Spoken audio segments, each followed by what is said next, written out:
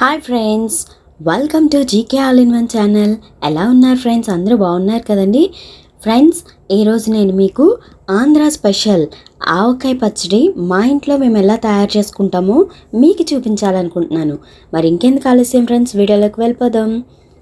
ముందుగా మ్యాంగోస్ని తీసుకుని శుభ్రంగా కడుక్కొని ఒక కాటన్ క్లాత్ తీసుకుని చెమ్మ లేకుండా మామిడికాయల్ని శుభ్రంగా తుడిచిపెట్టుకోవాలండి.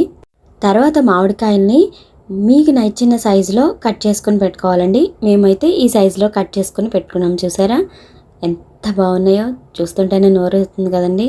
ఇలా కట్ చేసుకున్న ముక్కల్ని మనం కొలుచుకోవాలండి.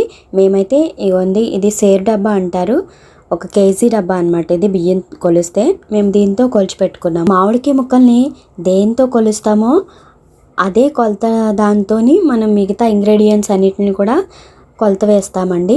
డబ్బాతో కొలిస్తే మాకు 8 డబ్బాలు ముక్కలు అయినాయండి. ఇప్పుడు ఇందులోకి 1 కేజీ ఆవాలను తీసుకొని బాగా మిక్సీ పట్టించి పౌడర్లా చేసుకుని మామిడికాయ ముక్కల్ని ఏ కొలతతో కొలిచామో అదే కొలతతో ఆ ఆవపిండిని కూడా కొలుచుకోవాలండి.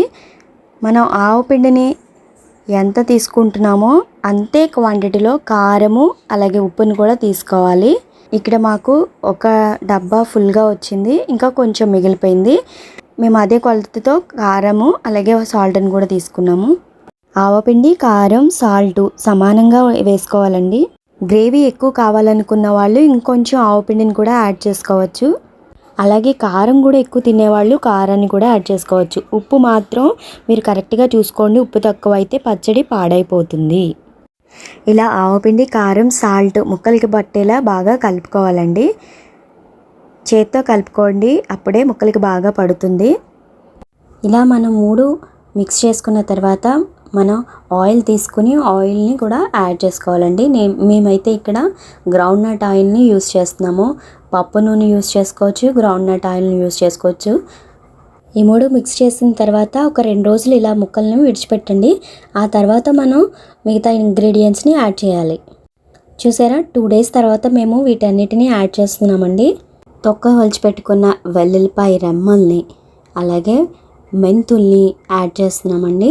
చూసారా, ఈ ఆవకాయ పచ్చడిలో గార్లిక్, వెల్లుల్లి రెమ్మలు ఊరితే చాలా బాగుంటాయండి, అందుకే మేము ఎక్కువ వేసుకుంటాము. ఇలా వేసుకున్న తర్వాత దీంట్లో కొద్దిగా ఆయిల్ వేసుకుంటూ ఇప్పుడు గరిటె పెట్టుకొని కలుపుకోవచ్చండి. ఎందుకంటే ఆయిల్ యాడ్ అవుతుంది కాబట్టి బాగా మిక్స్ అవుతుంది. కొంచెం ఆయిల్ మిక్స్ చేసుకుంటూ బాగా కలుపుకోవాలి. చూసారా, వీడియోలో చూపిస్తున్న విధంగా ఇలా కలిపి పెట్టుకోవాలండి. చూస్తుంటేనే నోరు ఊరిపోతుంది కదండి, చాలా యమ్మీగా కనిపిస్తుంది. హాట్, వెరీ హాట్, ఎంత కలర్ఫుల్గా ఉందో చూడండి. అంతేనండి, ఇలా కలుపుకున్న తర్వాత మనం ఒక జాడీలో కానీ అలాగే ప్లాస్టిక్ కంటైనర్స్లో కానీ మనం ఈ పచ్చడిని తీసుకుని స్టోర్ చేసుకోవడమే. ఉప్పు, కారం సరిపోయినాయో లేదో టేస్ట్ చేసుకుని పెట్టుకోండి. ఎందుకంటే ఉప్పు తక్కువైతే పచ్చడి త్వరగా పాడైపోతుంది. ఉప్పు కరెక్ట్గా ఉండాలి. అలాగే కారం కూడా కొంచెం ఎక్కువగానే వేసుకోండి. ఆవకాయలో కారం ఉంటేనే చాలా బాగుంటుంది టేస్టీగా. ఈ పచ్చడి మనకి సుమారు 2 సంవత్సరాల వరకు నిల్వ ఉంటుందండి.